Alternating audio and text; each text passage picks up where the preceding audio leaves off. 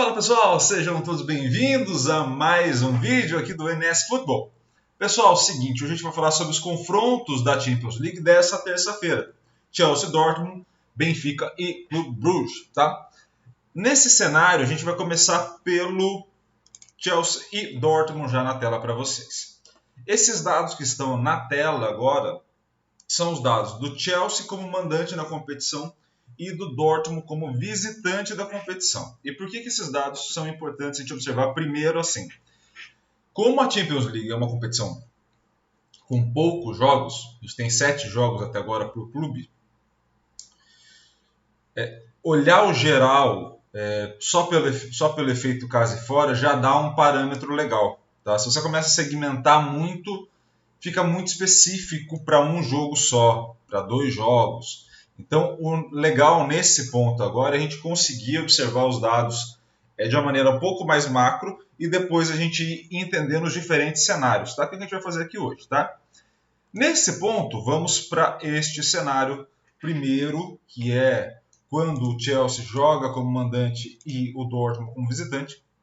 A gente está vendo o overall 81 a 68, vantagem do Chelsea por 1 gol de diferença, tá bom? Qual é a tendência do jogo? O que pode acontecer? O Chelsea um pouco mais com a posse da bola.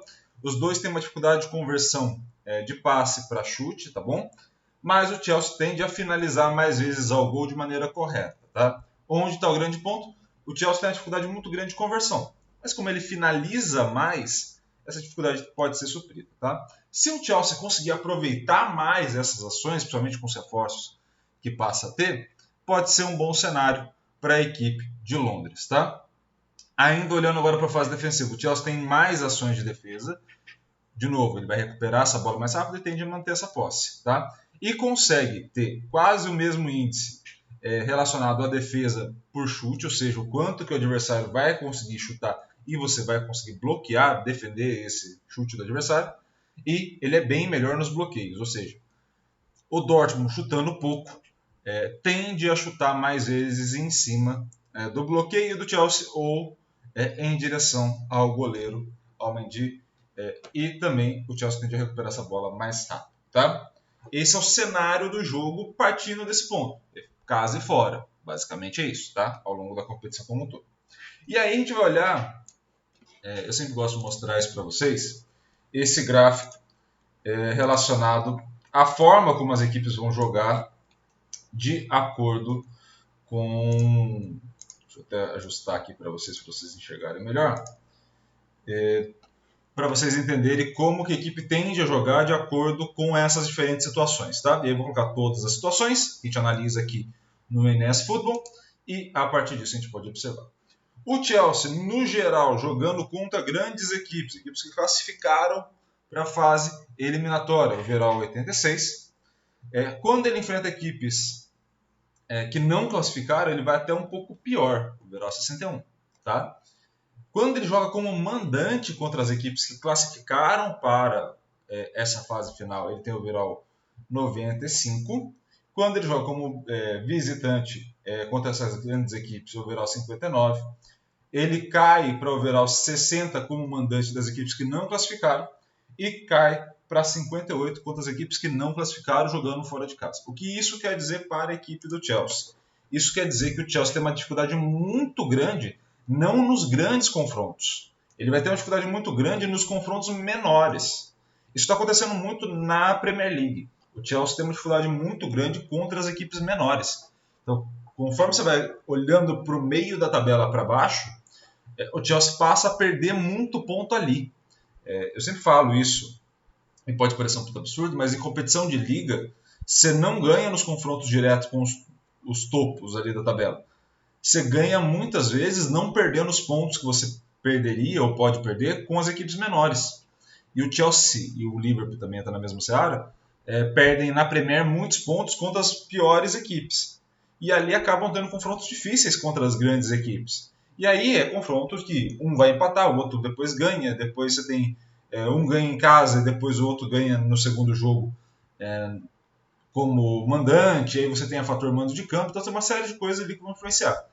Nesse cenário a gente vê que o Chelsea joga mais forte contra grandes equipes, como é o caso do Dortmund, como a gente viu no primeiro jogo contra o Dortmund, e tende a ir pior contra as menores equipes. Tá? Já a equipe do Dortmund, vamos colocar aqui o gráfico para vocês, a equipe do Dortmund tem um comportamento contrário.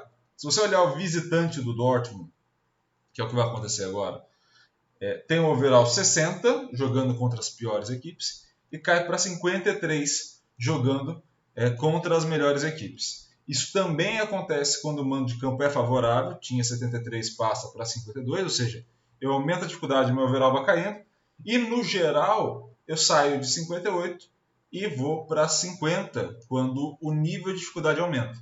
Então, se a gente observa aqui o overall, vou até colocar aqui na tela para vocês, esse overall